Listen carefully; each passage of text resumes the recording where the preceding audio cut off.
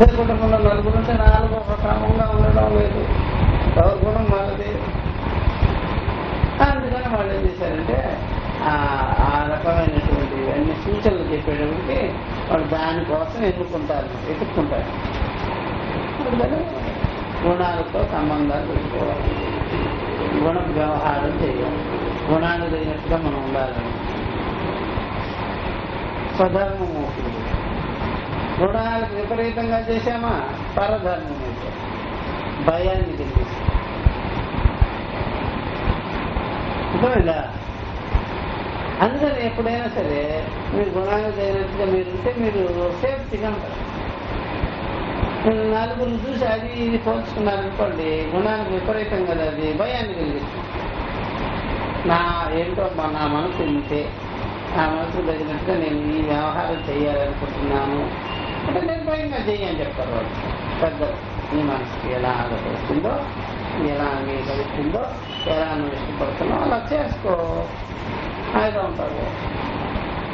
వాళ్ళు ఇలా చేశారు కదా, వీళ్ళు ఇలా చేశారంటే వాళ్ళు ఒప్పుకోరు. వాళ్ళు వీళ్ళు అంటావేంటి, నువ్వు నీ మనసులో ఎలా ఉంది, నీకు గుణం ఎలా ఉంది, నీ అనుభవం ఎలా ఉంది, నీకు ఎలా ఉంది లోపల, అట్లాగే వీళ్ళు బయట అని చూడకూడదు. ఆ రకంగా తత్వానికి రావాలన్నమాట. ఆ 10 మందిని చూసి, సమాజాన్ని చూసి, అది చూసి చూసి అందరూ అట్లా పోతున్నారు కదా, నేను ఇట్లా తత్వానికి వస్తే ఎట్లాగంటే వాళ్ళు ఏమంటారంటే, నీకు అది కావాలంటే అది పో, అది అక్కడికి వెళ్ళిపో, ఇటు రావంటే ఇట్లా, నువ్వు ఎన్నుకో, ముందు ఎన్నిక చేసుకో అని చెప్పారు. సరే, గుణాన్ని బట్టి వెళ్ళాలి. స్వధర్మం అవుతుంది, స్వభావాన్ని బట్టి వెళ్ళాలి. స్వధర్మం అవుతుంది, స్వభావాన్ని అతిక్రమించుకోండి, గుణాన్ని అతిక్రమించుకోండి. గుణమన్న స్వభావం ఒకటే, అతిక్రమించుకోండి. మీ మనసులో ఉండేటువంటి మౌలికతని అతిక్రమించుకోవాలి. మీ మనోభావాలకి ఎదురొడ్డి మీరు ప్రయత్నం చేస్తే మీరు భయాన్ని కలిగించుకోవడం, నష్టాన్ని కలిగించుకోవడం జరుగుతుంది. అర్థమైందా? అందువల్ల ఎలా ఉందో అలాగే ఉంది, తప్పేవాడు అలా ఉండాలి, విపరీతంగా ఉండరాదు. అది ఎప్పుడు వరకు ఇట్లా ఉంటేనే పరమార్థానికి దారి. ఇలా కాదనుకోండి పరమార్థానికి దారి దొరకదు. అందుకని ఇక్కడి నుంచి పరమార్థానికి దారి, చేతుల్లో నుంచి పరమార్థానికి దారి కాదు. ఇక్కడ ఇలా చక్కగా ఉంటే అది చక్కగా చూపిస్తుంది, అర్థం చెప్పేస్తుంది యథార్థాన్ని. మనసు సరిగ్గా వాడుకోలేదనుకోండి, ఉన్నదన్నట్టుగా యాక్టివ్గా స్పష్టత లేదనుకోండి, ఇద్దరికి గందరగోళంగా ఉంటుంది. మీ పరమార్థ నిర్ణయం స్పష్టంగా భయాన్ని కలిగి మీ జీవితంలో స్పష్టతే కాదు. అందుకని వాళ్ళు అలా చెప్పేసి ఓకే ఇవన్నీ వస్తాయి కదా. 18 అధ్యాయాల్లో 3 గుణాలు వచ్చి మాట్లాడేసి అవన్నీ అక్కడ వస్తాయండి. సత్య భగవాన్ చెప్తున్నారు, జ్ఞాన ఐశ్వర్య శక్తి బల వీర్య తేజోభి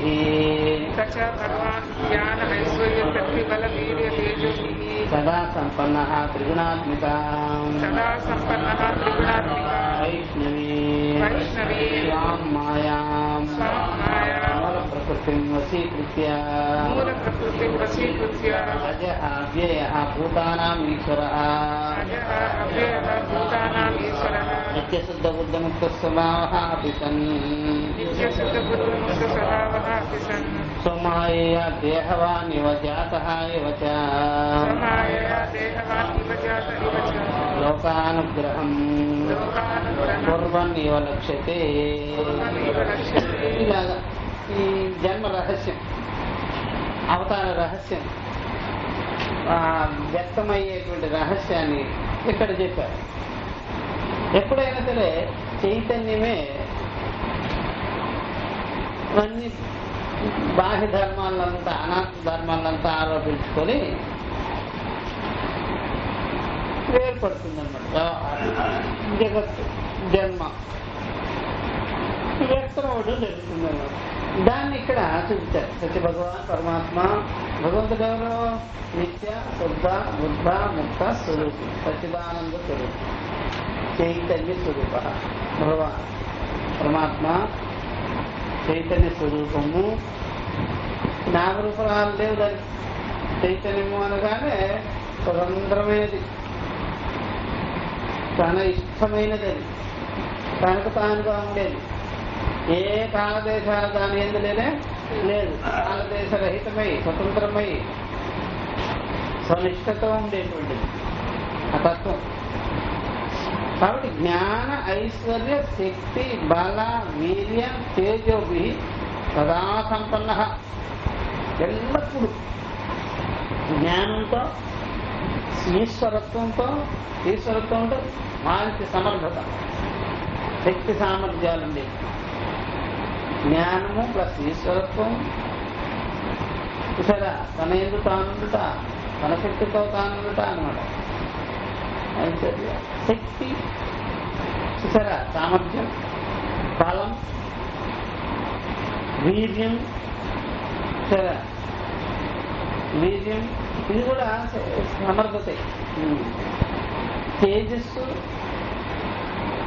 చూసారా, దీంతో పరమాత్మ ఎల్లప్పుడూ సంపన్నుడు, ఎల్లప్పుడూ ఉండేవాడు. దాన్ని మనం సర్వజ్ఞ సర్వవిత్.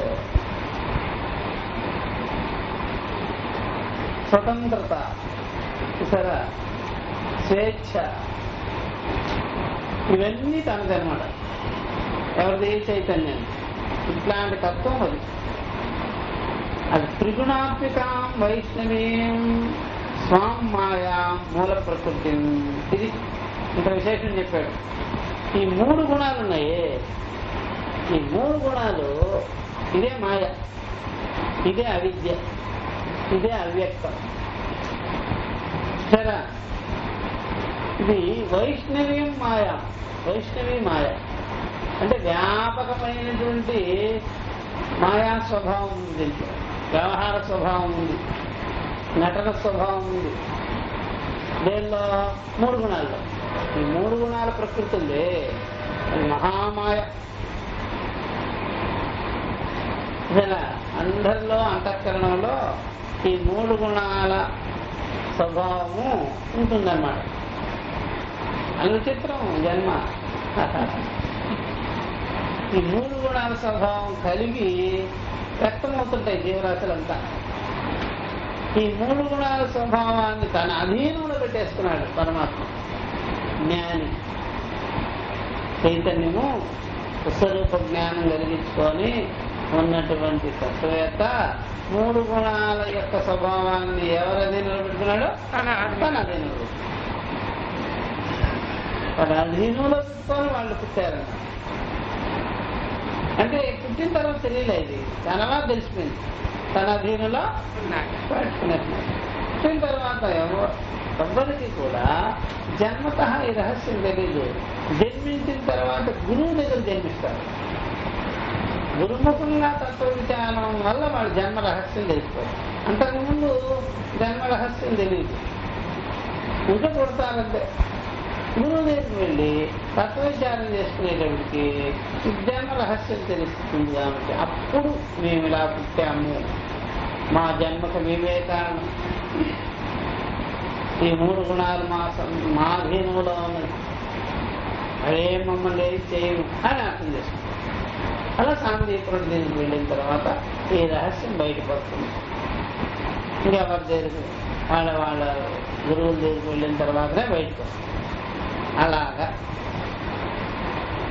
కాబట్టి ఈ 3 గుణాలతో కూడుకున్నటువంటి మహావ్యాపకమైన విశాలమైనటువంటి ఈ మాయా ప్రకృతి ఉంది, మూల ప్రకృతి.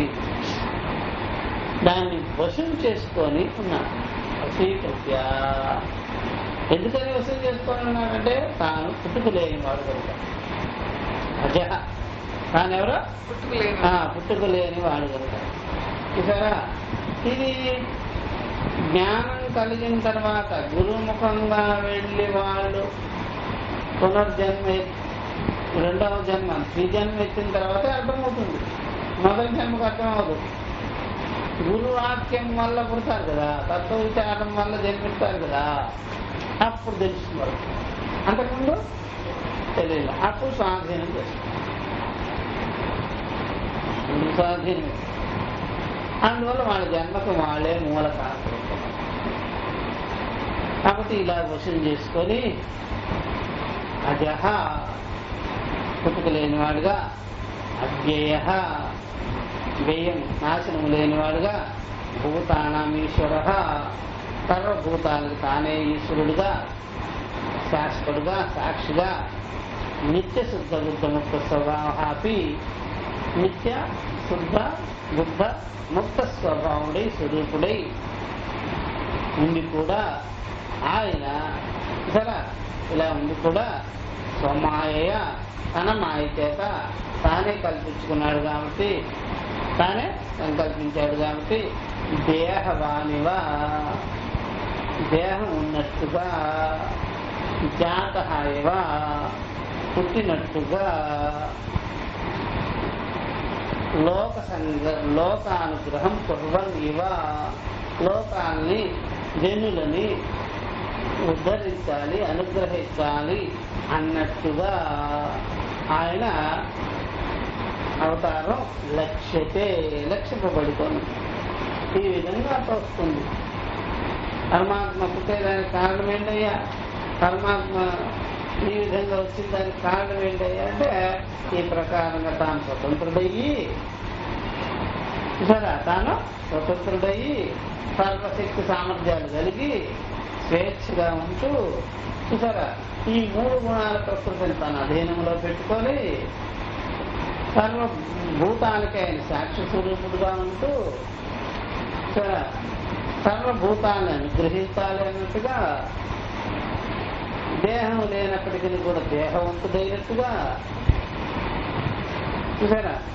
దేహం లేనప్పటికీ దేహవంతుడైనట్టుగా, ఘటబంధం తనకు లేకపోయినా ఘటాకాశ బంధం కలిగించుకున్నట్టుగా, ఏ గర్భాదుల్లో పడకుండా సర్వత్ర సమానంగా వ్యాపించుకున్న చైతన్యానికి గర్భం వచ్చినట్టుగా, గర్భంలో పడినట్టుగా, ఆ గర్భం నుండి బయటకు వచ్చినట్టుగా, జనాన్ని ఉద్ధరించాలన్నట్టుగా ఈ రకమైన వ్యవహారం తానే కల్పించుకున్నారు. ఎవరు కల్పించుకున్నారు? చైతన్య ఆత్మస్వరూపుడైనటువంటి జ్ఞానం. జ్ఞానన్నా, గురువు అన్నా, పరమాత్మ అన్నా, తత్వం తెలిసిన వాడన్నా వాడికే ఈ గుర్తు తెలుస్తుంది అన్నమాట. ఇంకెవరికే ఇలాగ శ్లోకులని అనుగ్రహించాలి అన్నట్టుగా పుట్టినట్టుగా పుట్టాడు. దేహం ఉన్నట్టుగా ఆయన వచ్చాడు. ఇలాగ లక్షించుకోవడం జరిగింది అవతారాన్ని. లక్ష్యతే అన్నారు మాట. ఇలాగ లక్షించుకోవడం జరిగింది. ఈ విధంగా ఆయన తోస్తున్నాడు, కనిపిస్తున్నాడు పరమాత్మ. ఇప్పుడు ఈ సృష్టి ఏమైంది? అవిద్య కల్పిత వ్యవహారంతో సృష్టి జరిగింది, జన్మ జరిగింది. ఈ సృజించుకునేదానికి, జన్మించుకునేదానికి, అవతారం వచ్చేదానికి పరమాత్మ తనకు తానుగా చేసుకున్న వ్యవహారమే కానీ వేరేగానే ఎవరైనా తత్వవేత్తలు సొంతంగానే ఆలోచన చేసి వ్యవహారం చేస్తారు. 3 గుణాలకు లోబడి వ్యవహారం చేయనే చేయరు. 3 గుణాలకు లోబడి చేసేవాళ్ళు ఎవరు? సంసారం. 3 గుణాలు తన అధీనంలో పెట్టుకోవాలి. 3 గుణాల యొక్క యాక్షన్కి రియాక్షన్ అవ్వకుండా సొంతంగా యాక్షన్ చేసేది ఎవరు? జ్ఞానం. అట్లాగే జన్మ వచ్చింది. అలాగే జన్మించారు కృష్ణుడు కానీ, రాముడు కానీ, యాజ్ఞవల్కుడు కానీ, వశిష్ఠులు వారు కానీ, ఎవరైనా సరే బ్రహ్మవేత్తలంతా కూడా ఈ ప్రపంచంలో ఇప్పటికి కూడా ఉండే జ్ఞానులు సొంత వ్యవహారమే కానీ పరాధీనమయ్యి 3 గుణాలకు మత్తెక్కి చేసే వ్యవహారాలు కానీ జ్ఞానాలు మాత్రం వాళ్ళు చెప్పారు, వీళ్ళు చెప్పారు, వాళ్ళు జరిపారు, వీళ్ళు జరిపారు అని పడుతుంటారు వ్యవహారాలు. తత్వం తెలిసిన వారు మాత్రం మనబోటి వాళ్ళు చేయకపోతే ఎవరు చేస్తారు? ఎవరికి హక్కు ఉంది, ఎవరికి బాధ్యత ఉంది అని సొంతంగా ఆలోచన చేసి దిగుతారు. ఈత తెలిసి దూకటం వేరు, ఊరికే జారిపోయి పడుకున్నాయా అనుకోవడం వేరు. అర్థమైందా? వాళ్ళకి ఈత తెలిసి అవతారం ఇచ్చారు చూసారా. కొంతమంది ఏమో జారిపోయానండి. ఈ జారిపోయేవాడు ఈత కొట్టలేడు కదా, ఏం చేస్తారు? మొదలడమే. కాబట్టి సంసారంలో అందరూ జారిన వాళ్ళు. తత్వవేత్తలు ఈ సమాజంలో ఏమైనా చేస్తే సొంతంగా దూకేర్దించారు. ఏదో తెలిసిన వారు ఉండేదానికి కాదు దూకేవారు, ఏదో కొట్టేదానికి దూకారు, ఇతరులను తీసుకొచ్చేదానికి దూకారు. కాబట్టి గజీతగాడు దూకడం వేరు, ఊరికే పడిపోవడం వేరు. పడిపోయిన వాళ్ళంతా తీసుకొచ్చేవాడు ఎవరు? గజీతగాడు.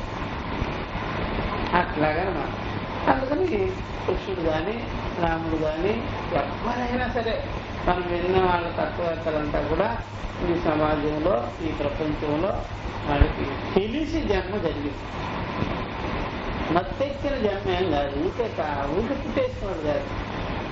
తెలిసి జన్మని, జన్మ రహస్యాన్ని, 3 గుణాలు చేస్తాన్ని, ప్రకృతి స్వభావాన్ని అంతా కూడా తన వివేక అధీనంలో పెట్టుకొని చేస్తాడు.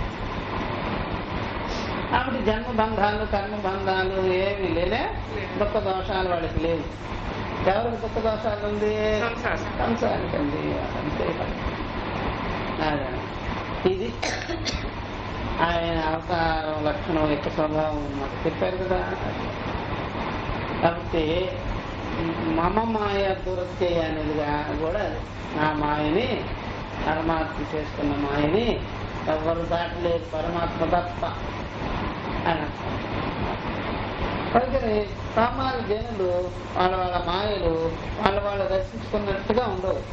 ఇక వాళ్ళ వల్ల పడిపోయాను, వీటి వల్ల పడిపోయాను అంటుంటారు.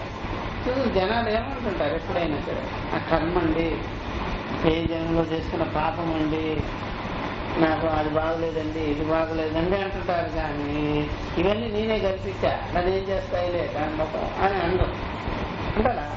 నేను చేసుకున్నాను, నేనే చేశా, నాకేం బంధం, మన వ్యవహారం మనం చేసుకుంటాం, దాన్ని తీసేయచ్చు, మన చేతిలో ఉంది, ఇవేం కాదు, పెద్ద విషయమే కాదు అని అనరు. ఆ జాతకం తప్ప అంటారు, ఈ మార్పు తప్ప అంటారు, ఆ జన్మలు అంటారు, ఈ జన్మలు అంటారు, నాకు కాలం కలిసి రాలేదంటారు. ఇన్ని గొడవ చెప్తారు వాళ్ళు. కాలము, దేశము, వస్తువులు, మూల ప్రకృతి మొత్తం, వైష్ణవి మాయ, వ్యాపకమైన మాయ, అవన్నీ కూడా వాళ్ళు ఏం చేశారు? తన అదుపులో పెట్టుకొని వివేకం అదుపులో వ్యవహారం చేస్తారు. అందువల్ల ఎప్పుడైనా సరే డైలాగ్ రాసుకొని మాట్లాడాలి. ఎవరో రాసిచ్చింది మనం మాట్లాడేది ఏంటి? మనం మన డైలాగ్స్ని మనం రాసుకోవాలి, మాట్లాడాలి. ఎవరో రాసిన డైలాగ్స్ మాట్లాడుకుంటుంటే తడబడతాం. అర్థమైందా? సొంతంగా రాసిన డైలాగ్స్ మాట్లాడుకుంటే హ్యాపీగా మాట్లాడాలి. ఇది పేపర్ పుట్టుకొని ఇట్లా చూడవలసింది టక అది ఆత్మజ్ఞాన విద్య. సొంతంగా నేర్పుతుంది, సొంతాన్ని నేర్పుతుంది. అందువల్ల ఇవన్నీ మనం చేసుకున్నవే కానీ వ్యవహారాలన్నీ ఇంకొకటి అనిపించింది, అకస్మాత్తుగా వచ్చింది కానీ అది బాగా. ఇది జ్ఞానంతో జన్మించుట. జ్ఞానం కలిగితే జ్ఞానంతో జన్మించినట్టు. జ్ఞానం కలగలేదు అంటే అజ్ఞానంతో స్వభావంగా పుట్టినట్టు. స్వభావంగా పుట్టామా, జ్ఞానంతో పుట్టామా చూసుకో. జ్ఞానంతో పుట్టామంటే మీ పుట్టుక జ్ఞానంతో ఉంది. జ్ఞానం లేదు అంటే స్వభావంగా పుట్టాలి, అజ్ఞానంలో పుట్టేసింది. జీవితం అంతా అజ్ఞానం మీద. అట్లా కాబట్టి వీళ్ళ యొక్క సృష్టి వీళ్ళ అధీనంలో ఉంది చెప్తున్నారు. స్వప్రయోజనాభావే అపి భూతానుగ్రహ జిగృక్షయా వైదికం హి ధర్మద్వయం అర్జునాయ స్వమోహ ఉదదౌ నిమగ్నాయ ఉపదిశేష గుణాదికైః గృహీతః అనుష్ఠీయమానస్య ధర్మః రచయం గమిష్యతి. అది సప్రయోజనం లేకపోయినప్పటికీ కూడా పరమాత్మకు, జ్ఞానులకి, తత్వవేత్తలకి, కృష్ణుడికి సప్రయోజనం వాళ్ళకి ఏమి ఉండదు. మీరు ఎందుకు పుట్టారు సార్ అంటే నేను కడుపుందా తిందానని. అదేం కాదు. ఆహా ఏమిరా నేను హాయిగా ఉందామని. అదేం హాయా గీయా మారే బిడ్డల్ని బాగా చూసుకుందామని. అదే అది కూడా ఏం లేదు. భారతదేశంలో పుడితే బాగా పుణ్యం వస్తుందని. అదే అదేం లేదండి. ఏమి కాదు. నాకేమిటి ఇది ఎందుకయ్యా? నాకెందుకు ఈ తుచ్చమైనటువంటి ఈ జన్మ, మరణం, జీవితం, కాలం, దేశం, వస్తువులు ఇవి నాకు కావాలా? బాగా బతికిన వాడు ఎప్పుడైనా సరే సంతలో వస్తువులు చూసి సంతసిస్తాడా? చెప్పండి. బాగా వాడు రాయల్ ఫ్యామిలీ అనుకుందాం, వాడు వచ్చి జాతరలో గీతల్లో కొన్ని ప్లాస్టిక్ వస్తువులు చూసేసి ఏమైనా మోగిస్తాడా? ఇవన్నీ నాకే. అందువల్ల వాళ్ళకి ఏం ప్రయోజనం ఉన్నాయి ఈ జగత్తులో? ఏం ప్రయోజనం? సంసారాన్ని అడగండి, నీకేంటి లిస్ట్ చెప్పమ్మా ప్రయోజనం ఏమిటంటే నేను మా అబ్బాయిని చదివించుకోవాలి, మా అమ్మాయిని చదివించుకోవాలి, నేను అది చేయాలి, ఇది చేయాలి, లిస్ట్ చెప్తారు కదా. ప్రతి సంసారం ఇలాగే చెప్తారు కదా. నేను చెయ్యాలండి, అలా చెయ్యాలండి, ఇలా చెయ్యాలండి అని తత్వవేత్తలు అడగండి. ఏం ప్రయోజనమో కాదు. ఏముందండి? నిత్యమైతే ప్రయోజనం. నిత్యమైతే ప్రయోజనం కోరే పనే ఉంది. అనిత్యానికి ఏ ప్రయోజనం ఉంటుంది? ఊరికే ఇవన్నీ. ఇంకొంతమంది ఏం చేస్తారంటే అసలు శరీరం ఎందుకు తెచ్చుకున్నావురా బాబో అనుకుంటారు. తత్వవేత్త అసలు శరీరమే లేదంటే ఎందుకు తెచ్చుకున్నామని మాట నేను ఎందుకంట. శరీరమే లేదంటే ఎందుకు నేను తెచ్చుకున్నానని ఏ మాట కూడా అన్నా నేను. అసలు శరీరమే లేదు, ఇప్పుడు ఏం తెచ్చుకోలే, ఇప్పుడు కూడా జన్మే లేదు. అప్పుడు వాళ్ళకంటూ ఏం ప్రయోజనం లేదు. కాబట్టి వాళ్ళు చేసే పనులు ఇతరులు కొరకు. ఎందుకంటే ఇతరులు ఎలా ఉన్నారు? అంధకారంలో, గాఢ అంధకారంలో గుడ్డి వాళ్ళై తడపడుతూ, కింద పడుతూ, లేస్తూ గందరగోళంగా ఉన్నారు. కాబట్టి వాళ్ళు చెప్తారు విషయం. మరి మీరు చేసే పనులు ఏంటి ఇలా చేస్తున్నారు, ఇలా కాదు, ఇలా కాదు, ఇలా కాదు వాళ్ళకి చెప్పేదాని కొరకు వాళ్ళు వచ్చారు. వాళ్ళ పర్పస్గా ఏమి లేనే. అందుకని వాళ్ళు ఏం బ్యాగులు తెచ్చుకోవాలా, నింపుకునేదానికి జగత్తులో ఖాళీగా వచ్చేస్తారు. కంటి వాళ్ళుగా వచ్చారు. ఈ జనాలు మాత్రం ఒకడు ఒక బ్యాగు తెచ్చేసుకున్నాడు వేసుకునేదానికి విషయాలని. వీళ్ళు వచ్చేటప్పుడు మాత్రం తెలుసుకోవాలి కాదు వాళ్ళ దృష్టి. మేమేం ఇక్కడ ఏం పట్టుకుపోవాలన్నా, ఇక్కడ ఏమైనా ఆశపడాలన్నా ఏమిటి విషయాలు? ఈ జగత్ అంతా మాకు తెలిసింది విషయాల సంగతి. పేరు ప్రఖ్యాత ఏమైనా చివరికి పేర్లే మిగులుతాయట. పేర్లు కూడా పేర్లు చూసుకొని తెచ్చుకుంటారు అందరూ. ఇంకా జగత్తులో నామము రూపం కదా, రూపాలు పోతాయి. పేరు మాత్రం దేహం పోతుంది, పేరు మిగులుతుంది. పేరు మిగిలిపోతుంది. ఆ పేరు తెచ్చుకుంటుంటారు లేదా? పలానా వాడు అని రావణాసుకు పోయాడు, వాడి పేరు మాత్రం తెచ్చుకుంటుంటారు. పేరు కూడా వద్దాయి అంటారు. పేరా లేదా? అది కూడా కల్పితం. ఆ పేరు కూడా నాకు అప్పుడు భూత అనుజిగృక్షయ, భూతాన్ని అనుగ్రహించాలనేటువంటి కోరిక చేత, ఇష్టం చేత వాళ్ళు శరీరాన్ని ధరించినట్టుగా ధరించి, పుట్టినట్టుగా పుట్టి, వైదికం హి ధర్మద్వయం అర్జునాయ, వైదిక ధర్మాన్ని, వేదంలో చెప్పబడినటువంటి ప్రవృత్తి నివృత్తి మార్గాన్ని అర్జునుడి కొరకు. ఎందుకని? శోకమోహ సాగరంలో వాడు నిమగ్నమై ఉన్నాడు కాబట్టి అర్జునుడి కొరకు ఉపదేశం చేశాడు. ఇది అండర్లైన్ చేసుకోవాలి. స్వప్రయోజన అభావేపి భూత అనుజిగృక్షయ వైదికం హి ధర్మద్వయం అర్జునాయ శోకమోహ మహావృదో నిమగ్నాయ ఉపదేశ. కాబట్టి శోకమోహ మహాసాగరంలో మునుగుతూ ఉన్నటువంటి నిమగ్నుడైనటువంటి ఆ యొక్క అర్జునుడి కొరకు ఈ వైదిక ధర్మాన్ని, ప్రవృత్తి మార్గాన్ని, నివృత్తి మార్గాన్ని విశదీకరించి చెప్పవలసి వచ్చింది. ఉపదేశం ఎందుకు సార్ ఆయనకే చెప్పారు? ఇంకా చాలా మంది ఉన్నారు కదా కౌరవులు, అంతమందిని వదిలిపెట్టేసినదేంటి అని అంటే గుణాదికై చూసారా రెండలేదు గుణాదికై గృహీత అనుష్ఠీయమానస్య ధర్మ ప్రచయం గమిష్యతి. గుణ ఆధిక్యంతో ఉన్నవాడున్నాడే, మంచి గుణం ఉన్నవాడు, మంచి ఉన్నతమైన గుణం ఉన్నవాడు, వాడికి చెప్తే వాడు కానీ చేయగలిగితే, దీన్ని అర్థం చేయగలిగితే, ఆచరించగలిగితే అది బాగా ప్రాచుర్యం చెందుతుంది, అభివృద్ధి చెందుతుంది. గుణహీనుడికి చెప్తే అక్కడికక్కడే వదిలిపెట్టేసేసి చివరికి ఏమి దానికి నాణ్యత లేకుండా పోగొట్టేస్తారు. అందువల్ల వాళ్ళేమో మననం చేస్తారు, ఇతరులకి చెప్తారు, ఇతరులకి చెప్తారు వాళ్ళు. కాబట్టి ఆ ప్రకారంగా విద్య అభివృద్ధికి వస్తుంది. అందువల్ల తాను తెలుసుకున్న విషయాన్ని బాగా మననం చేసి ఎవరికైనా సరే బాగా ఎప్పుడైనా సరే మంచి విద్యను కానిస్తే ఆ విద్యను రాణింపులో పెట్టుకోవడం బెటరా, లేకపోతే ఇంకో ప్రపంచాన్ని చూసి మళ్ళీ ఇంకొక వ్యవహారంలో దొక్కటం బెటరా? రాణింపులో పెట్టుకుంటే ఎంత బాగుంది. దాన్ని వదిలిపెట్టేసేసి మళ్ళా ప్రపంచాన్ని బట్టి, సమాజాన్ని బట్టి మనం మారిపోతామని ఆ విద్యను వదిలిపెట్టేసినట్లయితే ఇంకేమన్నా?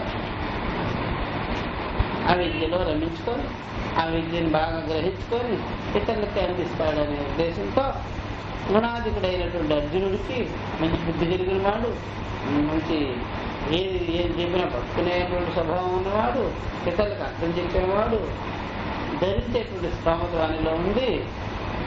ఆయనకి అధికారి అన్నమాట. ఎవరో అర్జునుడు అధికారిగా ఎన్నుకొని మనకు చెప్పాడు. ఇంకా మిగిలిన వాళ్ళు ధర్మరాజు వాళ్ళకి వీళ్ళకి చెప్తే ఇక కౌరు ఆడతాయని ఆయనకి అసలు చెప్పేదానికి వీల్లేదు, ఎందుకంటే వాళ్ళకి అంత బుద్ధులు సరిగ్గా లేవు. ఇంకా ధర్మరాజు వాళ్ళకి చెప్తే వాళ్ళు ధర్మాలకు లోనై ఉంటారు కాబట్టి, వాళ్ళు వ్యవహారానికి లోనై ఉంటారు కాబట్టి మళ్ళా చివరికి దాన్ని వదిలిపెట్టేయాల్సి వస్తుంది. ఇది ధర్మానికి అతీతంగా కూడా ఆలోచిస్తారు. ఎవరో అర్జునుడు ఎలా ఆ గురువు చెప్తారు అలా ఉంటాడు. ఆయన కేవలం ఆ గురువు చెప్పే మాటని బాగా ధరించుకునేటువంటి స్వభావాలు ఉన్నాయి. ఈ ధర్మరాజుకి వచ్చి కేవలం ఆయనకి కేవలం ఒక ప్రవృత్తి మార్గానికి సంబంధించినటువంటి వాల్యూసే కావాలి, నివృత్తి మార్గానికి సంబంధించినటువంటిది పట్టుకొనే ఏకపక్షవాదం.